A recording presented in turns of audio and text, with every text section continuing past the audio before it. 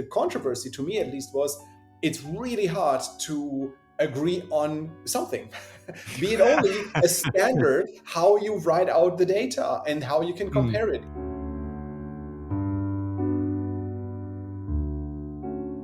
Well, agreeing can be hard at the best of times, as Robert Speck, one of my guests for this episode of Code for Thought, just said. Robert is referring to discussions at this year's Research Software Engineering workshop at the annual International Supercomputing Conference in Hamburg, of which you will hear more about, together with my other guests Rene, Jayesh and Michele.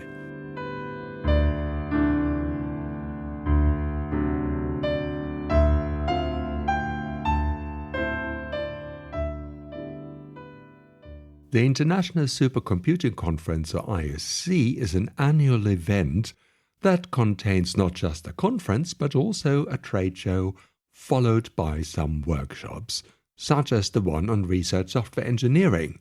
The conference, which for a while now is happening in Hamburg in Germany, is having its 40th anniversary soon.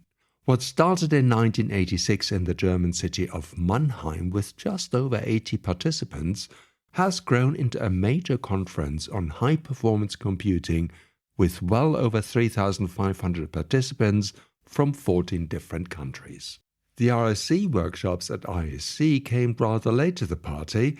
The annual massive supercomputing fest in the US, the Supercomputing Conference, has been running them for some time now, but at ISC this was only the second one. It was organized by Robert Speck from the Research Center in Jülich and Rene Caspart from the Karlsruhe Institute of Technology, both in Germany. And I met with them after the workshop to find out what it was all about.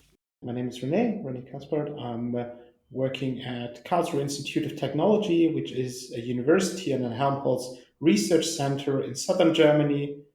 And there I'm working at the computing center, specifically in the realm of high-performance computing, hence being at the ISC conference, and I'm leading a team for software sustainability and performance engineering there, focusing on enabling HPC users to more efficiently utilize clusters and their software.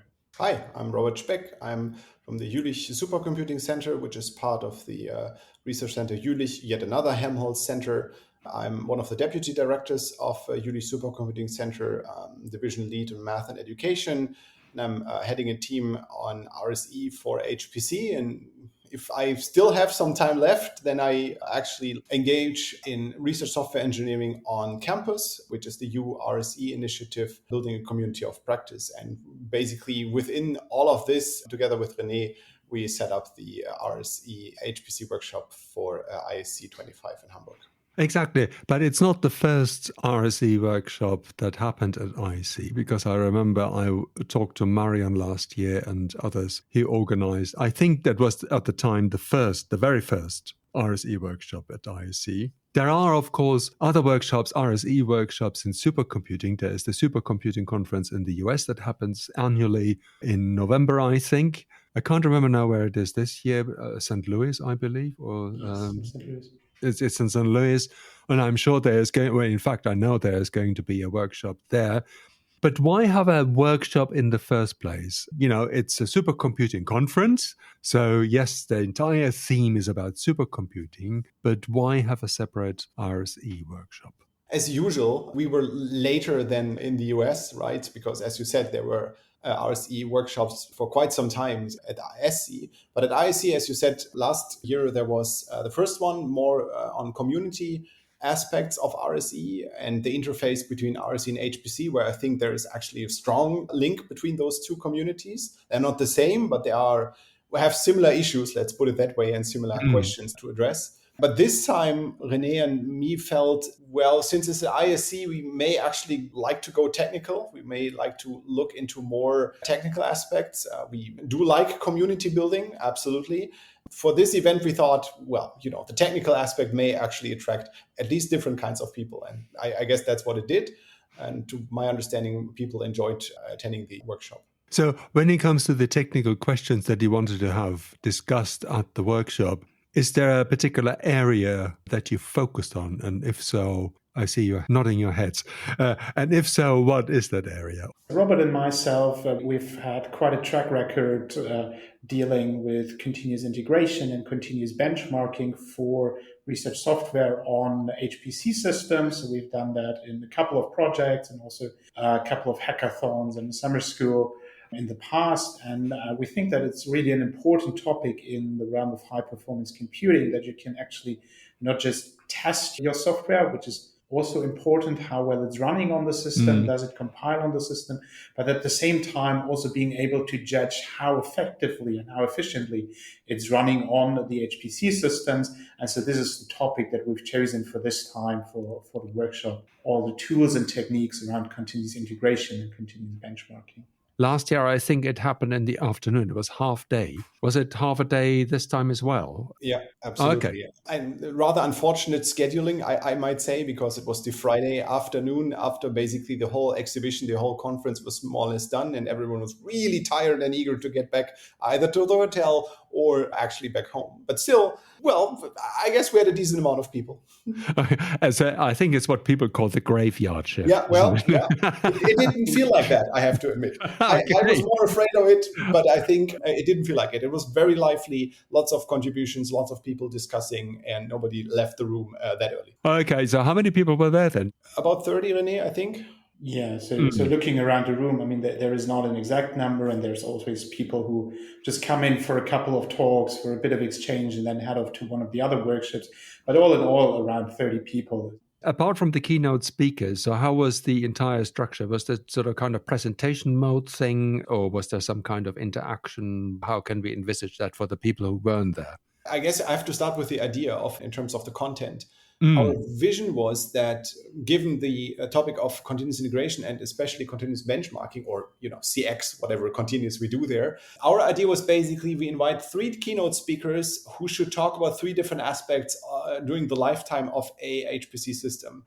One was talking about what CX means for a system being in production, right? So an established system and people use it and everyone knows that system. And so what does that mean to have a CX service there? That's one keynote. The other keynote is, what does CX mean when it comes to procuring a system, right? That was, for example, focusing on the Jupyter system, which was basically just being, as we talk, being built here on campus at Jülich. And that's basically before the production stage. And even before that, and that's the third keynote, what does it mean to have a decent CX system in place when it comes to planning a system, right? So when you try to design the system, how should it look like? What applications are we targeting? Is CX playing a role there? And that was basically the idea, to have those 3 keynotes to set the stage of CX in the life cycle of HPC systems. And that was augmented by, I think, 10 keynote speakers. We had 10 slots, I think, basically reporting on many different aspects on CX in HPC, right? It could be from, well, we have an application, this is how we do CX, or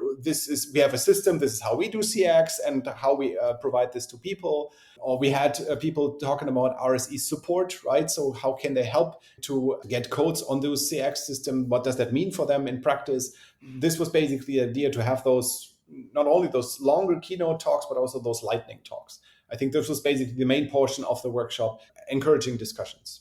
Robert described it quite nicely, that we're planning to have these 3 keynote speakers to set the stage, and then lightning talks, and especially also the discussion, which I think was very, very lively in the workshop. So I would guess that overall we probably had almost an equal amount of time spent on discussion time among participants, as well as then the actual presentation time.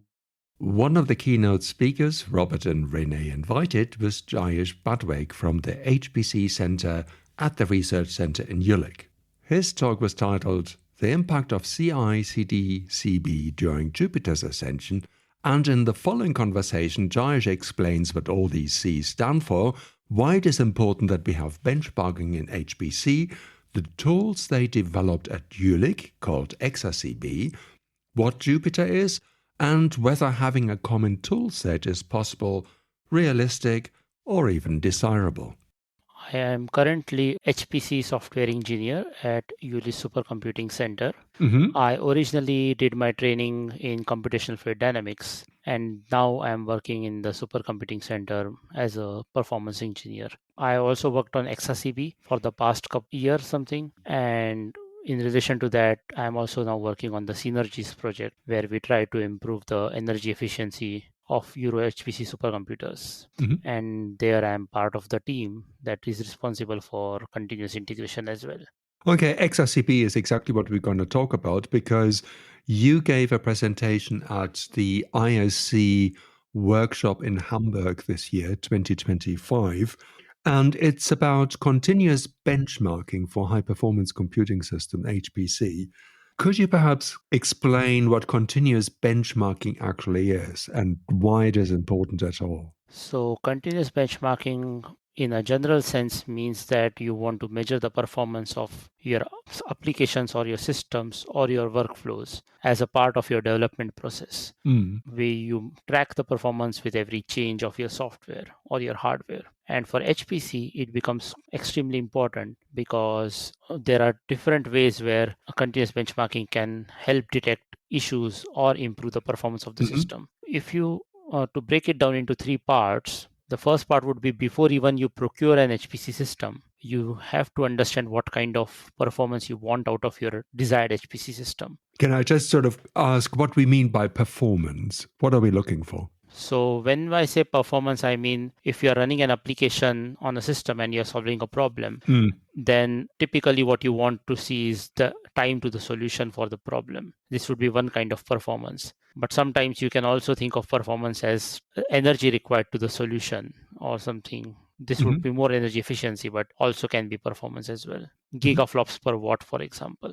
That would also be performance. Sorry, I interrupted you. Sorry. No problem. So as I said, so even before you procure an HPC machine, you want to know what kind of machine you want. And in today's world, the workloads can be extremely complex. One of the few ways that you know how you want to design your machine is to already have benchmarks that you can run continuously on your previous machines and on prototypes of the new machines to see how they perform. And compare. And compare the results, yes. And this kind of gives you the idea of how you want to design your machines. So once your machines have been designed, or once you have procured a specific type of a machine, then you have to build it up. And this again is a lengthy process because you have to integrate all the different systems together. You have to set the tuning parameters and all of these things. This has to be often done very rapidly. At the same time, you have to ensure that the applications which are going to run on these systems are able to utilize the system from the day one of its production. And when you're trying to do all of these things, a continuous benchmarking again becomes important because in all of this rapid development, you need to continuously keep track of how all of these applications are performing. That's the second part. And the third part is in the production phase, where you might have hardware failures, or you might have software updates, or you might have performance regressions which you can only see over a period of a year or something because of certain defects in the system or wear and tear and stuff like this. This also makes continuous benchmarking very important because then you can track your progress over time and compare it with year before or year after and stuff like this. So you mentioned 3 stages where benchmarking becomes important. Which stage is XRCP being used in, and what is it in general?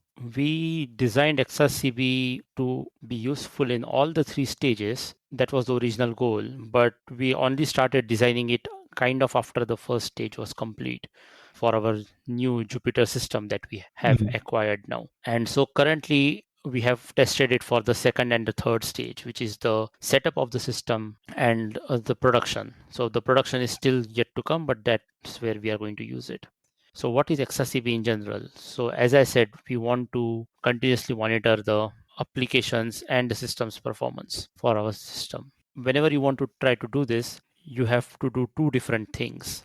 The first is you have to ensure that your benchmarks are reproducible, so that different people can run it, whether it's the sysadmins, whether it's the application partners. And the second is you have to put them on the CI, or you have to do it continuously. So whenever there are any changes, the benchmarks get run on the changes.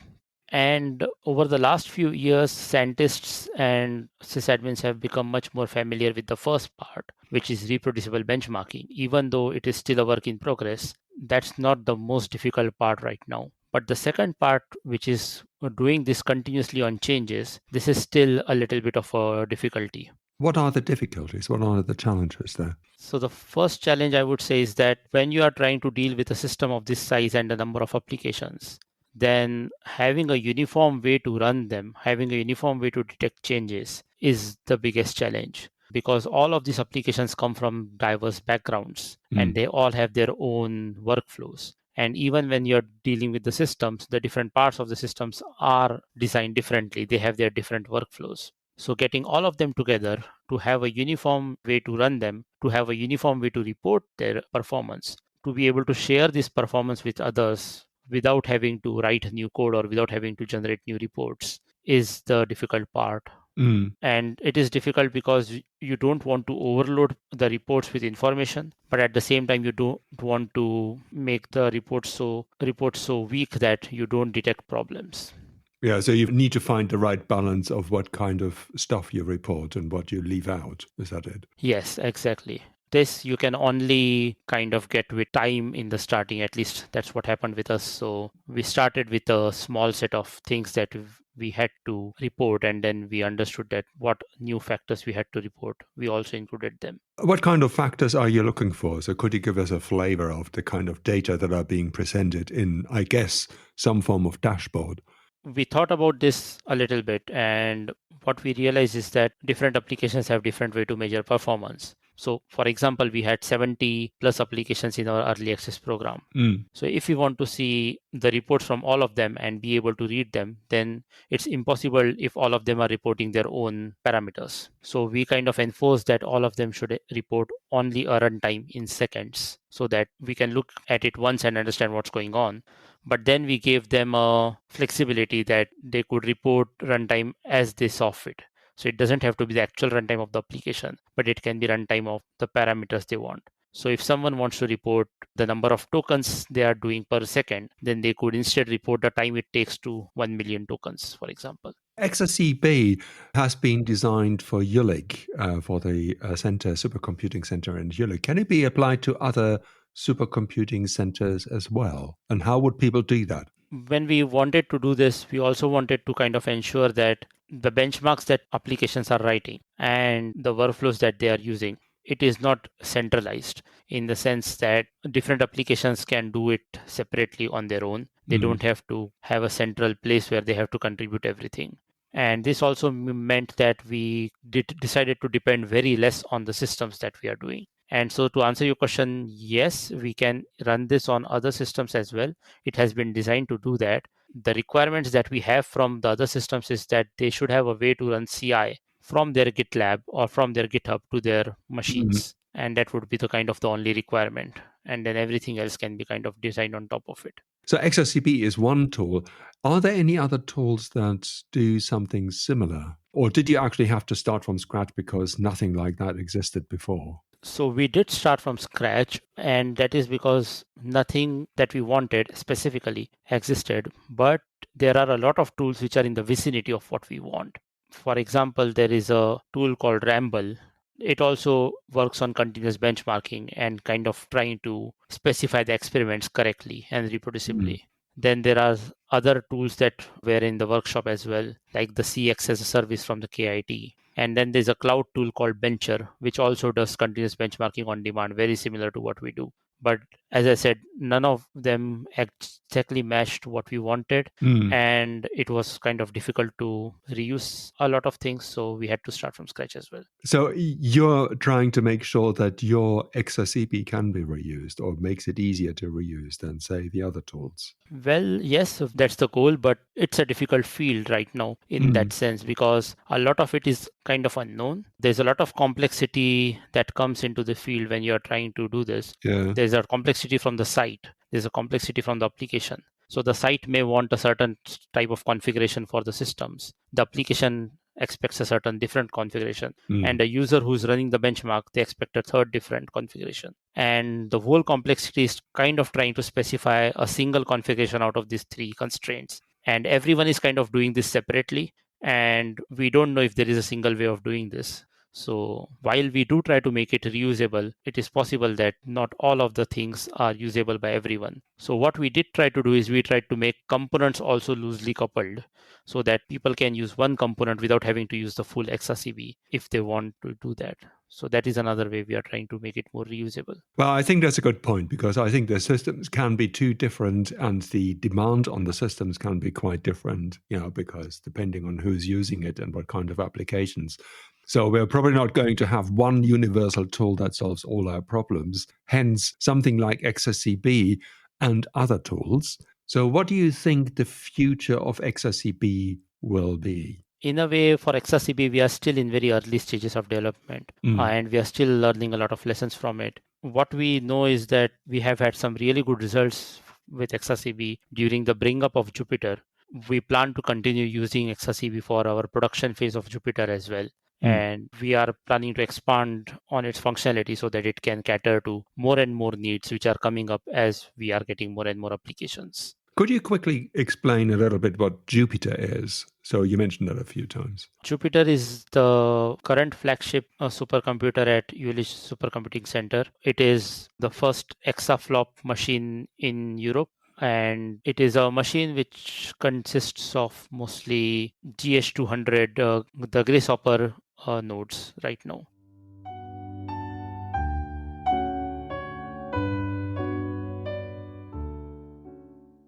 Before I move on to the second keynote speaker, Michele Mesiti from Karlsruhe, let me take you back to Rene and Robert, the organizers of this workshop.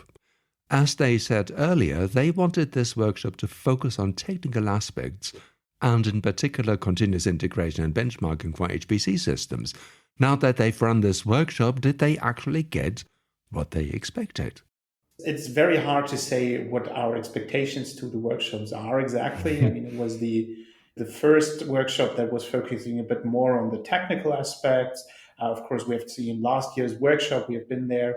I would say expectations were there that there was going to be a lot of exchange. There was going to be maybe some controversy about tools to be used, about decisions to be taken for one or the other solution to achieve a certain goal.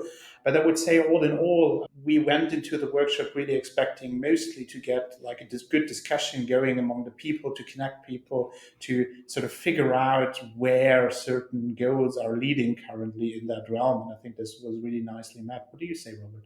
I was primarily hoping that this story will fly, right? Because it was coming on top of our heads, right? And I mean, who knows whether this is something the community would like to hear. But obviously this was attracting enough people, so that was actually good.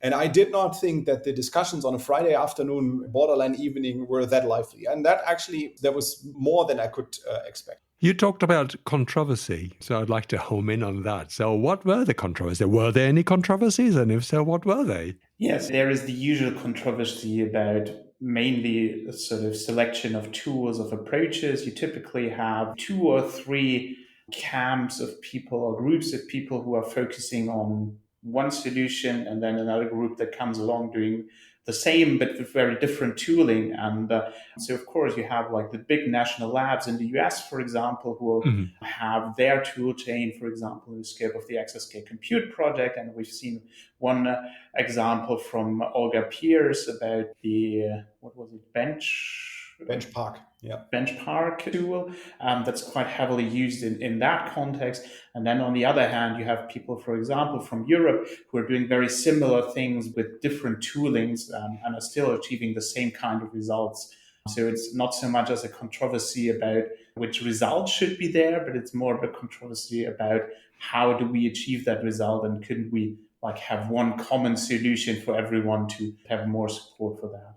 If I may, so the interesting aspect to me was basically that we're talking about at least 2 totally different ways of approaching the same thing. It's not only just one tool, it's the whole workflow, which involves more or less 3-ish tools, which are basically doing the same thing, but there are basically 2 or maybe even more workflows out there which can achieve the same thing.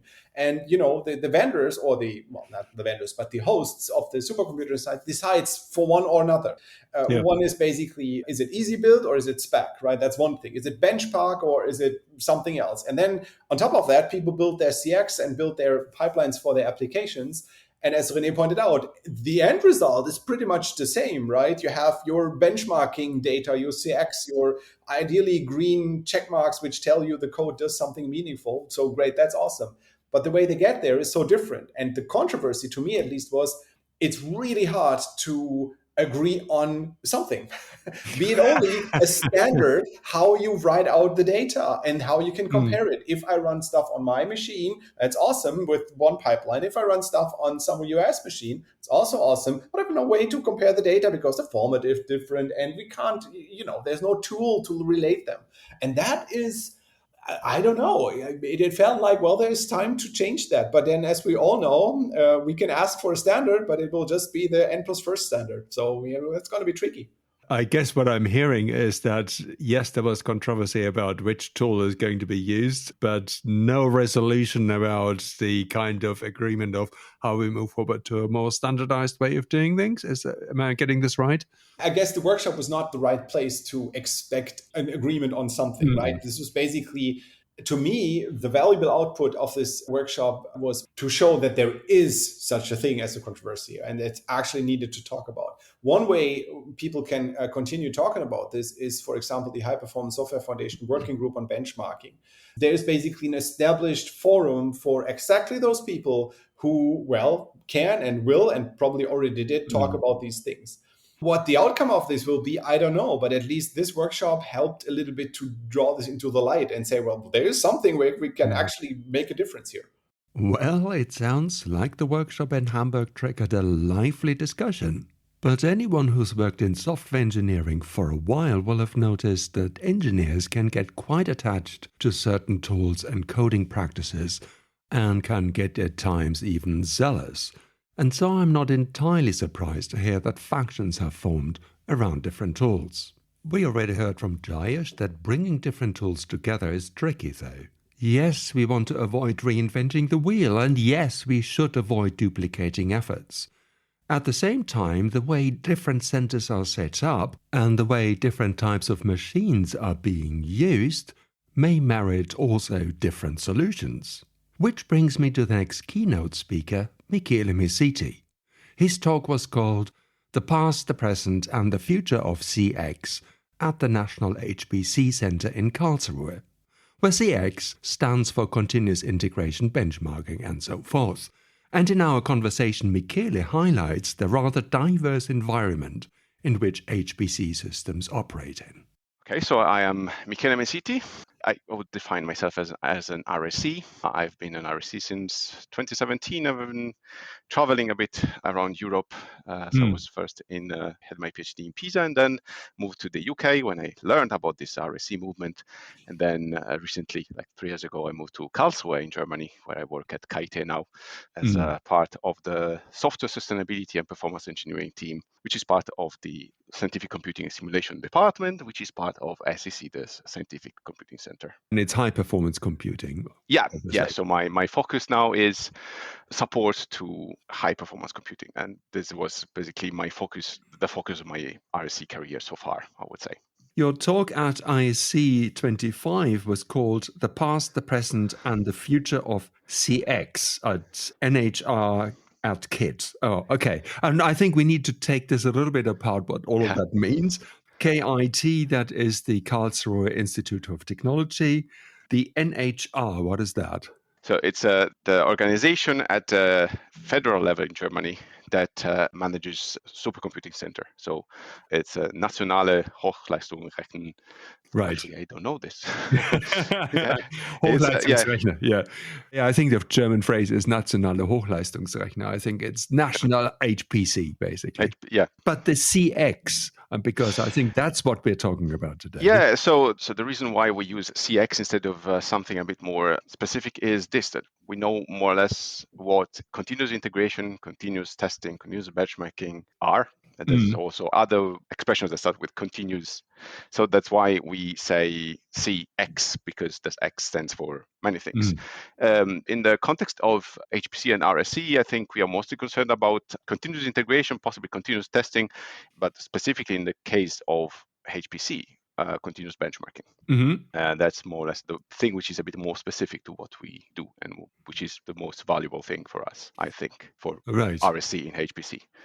That's actually the one which is a bit more challenging from the infrastructure point of view, because benchmarking requires machines. It requires, for example, that you have a full node available for yourself at least, or if not, a partition of a cluster, which is something that typically you don't get if you do continuous integration on the cloud, let's say. But I'm not saying that all the other practices are less important. They're even more fundamental for general RSE. What did your talk then focus on specifically? I was talking about what we at KIT try to offer.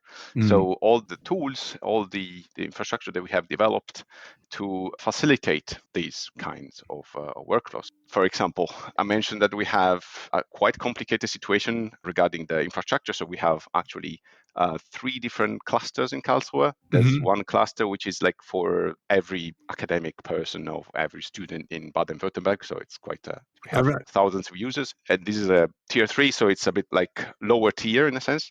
Then there's Horeca, which is our most important cluster. So it's a more powerful machine, and the access there is a bit more kept, let's say. Yeah, and then we have also a future technology partition, which is like a small cluster where we put some future technologies, let's say. So we have some prototypes, some machines that may or may not in the future become mainstream. That's actually the point of this, is that we would like to encourage our researchers, everybody who uses Horeca, which is actually a machine which is open to everybody in Germany. We would like to encourage those people that use this machine to actually test their code and future-proof their code on the future technology partition. And we offer some tools for that. So, for example, we have GitLab servers at KIT, but everybody has their own GitLab servers in Germany, it seems. What we do here is we offer a GitLab runner installed on Horeca and on the FTP, but also on the Vielen Dank cluster, so that people that want to do CX, they can do this using their account on these machines. I think it's very compelling that people could do continuous benchmarking on these future technologies partitions that would possibly allow them to future-proof their code and to do some performance optimization before a particular technology becomes mainstream. So the problem of running continuous benchmarking on an HPC system is that if you want to hook in your GitLab instance, your account, a runner on the HPC system to any GitLab instance, then you may have some security issues there. In what way? Well, because the way the GitLab runner works, which is this application that takes your CI jobs and runs them, executes them, is that it lives on a host.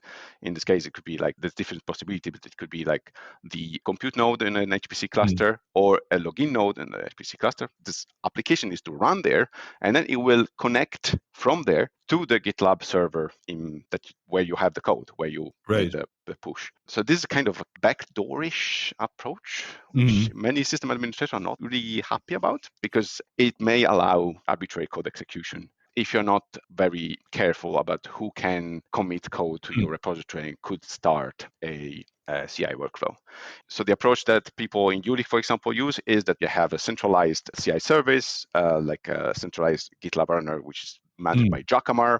Jacamar manages all the authentication mechanisms, blah, blah, blah. They have some restrictions there. That approach couldn't actually work for us exactly because it needs to be, we want to support different use cases. What strikes me is that we're trying to solve the same problem, basically in different scenarios.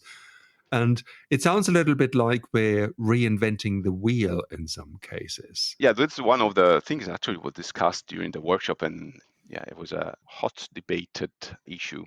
There's quite some tooling around a continuous benchmarking and so on. We actually wrote a paper as a summary of the workshop with Robert Speck and Rene Caspart. In that paper, we mentioned that there's at least like 3 levels. First of all, there's version control platform. Well, most people use GitLab. Many people use GitLab, but we still have a considerable amount of projects which are GitHub based. And I've seen personally quite some work being put into trying to bridge between the two. GitHub is more like accessible in a sense. But GitLab infrastructure for continuous benchmarking and continuous integration is more flexible. So people have usually kept their own code on GitHub, but then they wanted, in order to use the GitLab CI and CD, they had to bridge the gap between the two, and they had to write quite some code to do that, like in the form of API calls, etc., etc. So that's one thing I see, and I'm quite sure that in the future we'll see more, because it's not only GitLab and GitHub, but there's other platforms that may actually take a bit of share there. Then there's another level, which is like the software build delivery system level, which is something we haven't talked about. For example, how do you build your software? How do you deliver your software to the node that actually runs the CI job? And well, there's people who like Speck. Some people instead hate Speck and use EasyBuild instead. But then there are also different frameworks based on containers, like Uptainer, Singularity, but there's also Podman.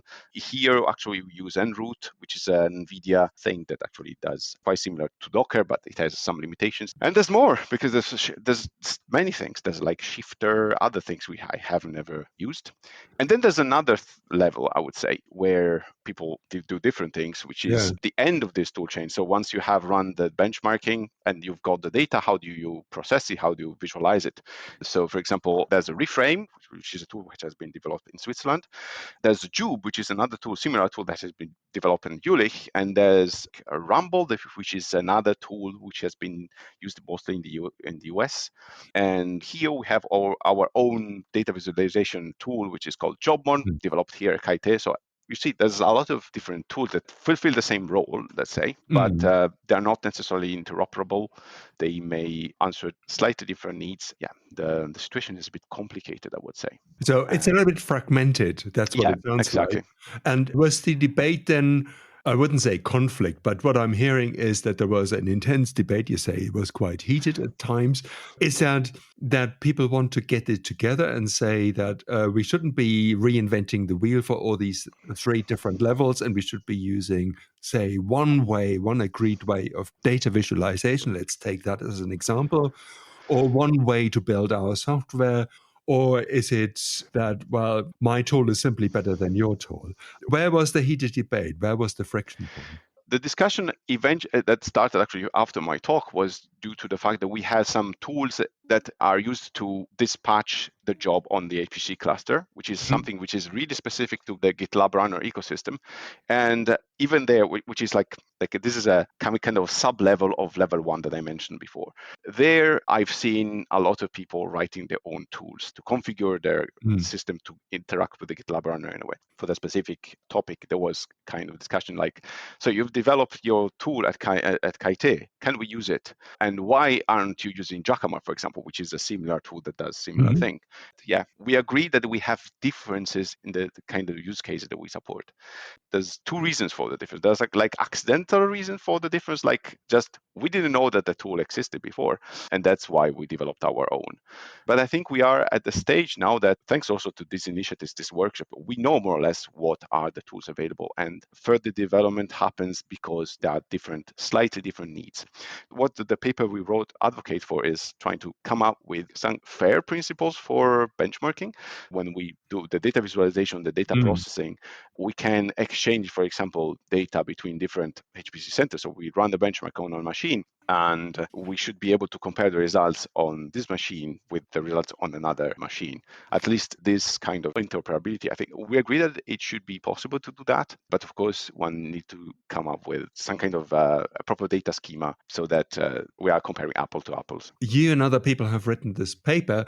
Is that in order to give people ideas of how they could work together in future to simplify matters? Or is this more like you're capturing the sense in the room, the differences in the room? At the moment, we are still captured the sense. Yeah, so we've been reading the room only, and we try to send the message out that there should be more cooperation, and then possibly things will be a bit less fragmented, or at least more interoperable.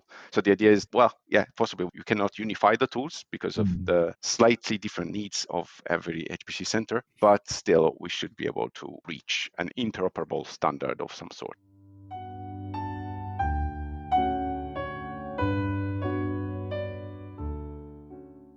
Well, we're going to see where all these discussions about tools, reusing and perhaps even unifying them will take the engineers working in HPC. But for the final part of this episode, I'd like to return to Rene and Robert and talk about the more organizational aspects of running a workshop. You know, these things don't run all by themselves, and perhaps the following part of my chat with Robert and Rene will help any future workshop organizers. I started off by asking how you can actually get a workshop set up at a conference the size of ISC. So I think partially it has to do with the way the conference is set up, right? So at ISC, what you typically have is you have like the main conference and trade fair happening in the first 3 days or so of the conference. And then at the end of the conference, you have another day for tutorials and workshops. At least that's the way it was set up this year round. So you naturally have some separation in between sort of the buzz of the trade fair and the main conference, and then the time when the actual workshops are going to happen. So in that sense, I think there is less conflict for that. But of course, that still means that you have like 12 or so different workshops happening at the same time in the same time slots. And of course, there is, as I mentioned before, some people who constantly swap between workshops because they think both of them or many of them are interested, and they just pick up key aspects of one or the other workshop. What I'm interested in is the kind of organization of this workshop. I confess I haven't done one as part of a large conference. So how did it go about it? I mean, how difficult is it to convince or twist arms of the organizers of this big conference to give you space for a workshop? To a certain extent, we had help, right? Because there was already an RSE workshop last year. That always helps if there were pathfinders before us, and we could also rely on the SC, right? And pointing fingers at SC always helps for the ISC, I have to admit. That's one thing. The more treacherous part is to figure out that there is not someone else doing more or less the same workshop, right? With the same theme. If there were another submission with RSE HPC, I guess that would be odd.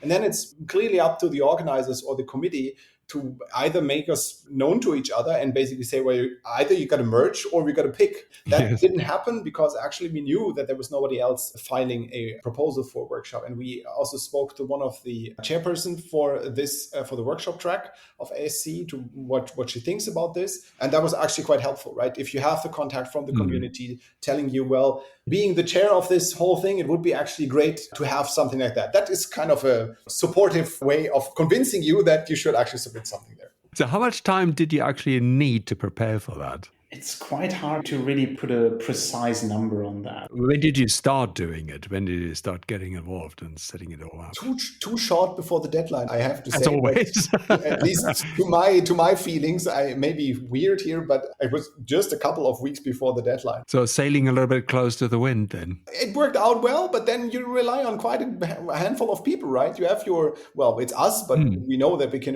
rely on each other. That's fine. But then, the keynote speakers, and you have to make up calls of like people, whether they want to join us. That happened after the acceptance, but nevertheless, you have to have a decent plan.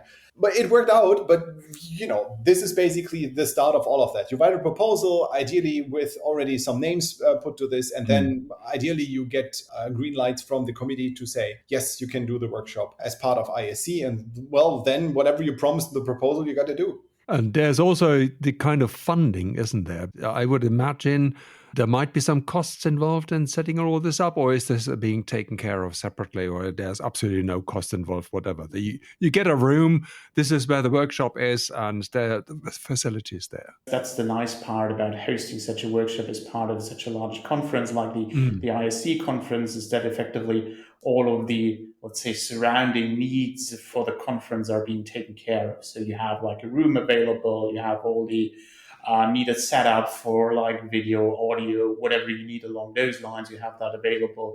You have catering for the breaks and for lunch available already there. You don't need to take care of that on your own. You have that taken care of by the conference organizers at that point. Of course, it comes with the downside that people have to attend that conference, or at least attend the workshop part of that conference, which comes with the associated conference fee. It generally, at least for the organizers, it makes it a bit easier that you don't need to sort of tackle all those things on your own, but that you have a central organizing committee that's taking care of that for all of the conference and all of the workshops together. As you mentioned, the Supercomputing Conference has been running RSE workshops for quite some time now, for a few years. Do you see the same happening at ISC, that this will be kind of a tradition, that there will be an annual event, or is it rather we see how it goes? How do you see the future of this? So I would definitely love to see that as a regular event at the ISC, also just like at the Supercomputing Conference. But I think for all of those conferences, it's usually such that you sort of have to develop those workshops along some sort of theme, that you can't just say, okay, we want to repeat the very same workshop again that we've done last year, because last year it worked and now this year it's going to work as well. But you have to sort of develop the idea of the workshop along the lines of the conference along the time. And I think this is going to be interesting to see how that turns out, who might jump onto the wagon, who might also be interested in participating in that workshop and organizing the workshop. So let's see what the future brings. I totally agree. I also think that it is sometimes helpful if the organizers are not always the same, especially when it comes to developing, as Rene pointed out, such a format in such a conference or such a workshop. It is actually helpful if from time to time other people are involved, not only in the back, not only as the committee who selects the talks, but also actually hands-on organizing, right? Because then new ideas come in. You're not always inviting and writing to the same people. That is sometimes helpful. And I think this will also decide whether this is there to live. If we find people, or if the community comes up with a bunch of people who think they want to do this next time and the year afterwards and so on, I think, well, obviously, then it's a good format. How do people actually then get involved? It's obviously at the moment not decided there's going to be one. We would like to have another workshop at the ISC 26. But how is that decided? I mean, is it a question of who picks up the stuff and does something? Or do people need to get in touch with someone? How is that going to pan out? I think it pretty much depends on who's going to pick up the ball, so to speak, for next year's conference. I mean, there's going to be, again, the regular call for workshop contributions. Of course, I think Robert and myself, we are happy to help anyone who's interested in organizing this workshop next year, or who's interested in joining to organize this workshop next year. So I would say at that point, we can also sort of extend an invitation to anyone interested to reach out to us also if you want to know more about what's needed for that workshop, what has been needed to organize it. But yeah, pretty much depends on who is willing and has the time to step into the game. Just want to mention one more thing. These questions, having active and living community, in particular here for RSE, is actually quite helpful, right? Because if Rene and me or someone else decides to apply for such a workshop, writing this to the mailing list, for example, of the RSE or in the matrix chat of the RSE, that's the easiest thing to do, right? It's a two-liner basically saying, hey, we're considering to applying for, have you heard about? Then you're at least covering lots of German RSEs and people hearing about RSEs. And if they may have heard about some other efforts, and then you can join forces before even considering to submit. That's quite helpful. That's why community platforms like the chat, like the mailing list are so valuable, especially for those aspects. So, if you'd like to get involved with organizing the next RSE workshop at ISC 2026, look out for announcements on the Matrix channel for the German RSE or the Slack channels for the UK or US RSE groups. Next year's conference will be held again in Hamburg, Germany, between the 22nd and the 26th of June. So there's still some time left for you to roll up your sleeves and get going. If you can't wait until then, well, there is, of course, the big HPC conference coming up in November, the Supercomputing Conference held in St. Louis in the United States between the 16th and the 21st of November 2025. And you can expect RSE workshops there, of course, along with many others. Next week, Tuesday, the last Tuesday of October 2025, will be time for another non-English episode, and this time in German.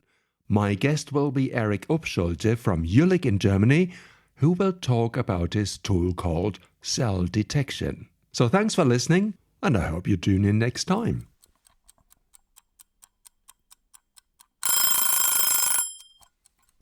Oh, time's up. See you next time. But before I forget, this podcast is covered by the Creative Commons license. See ya.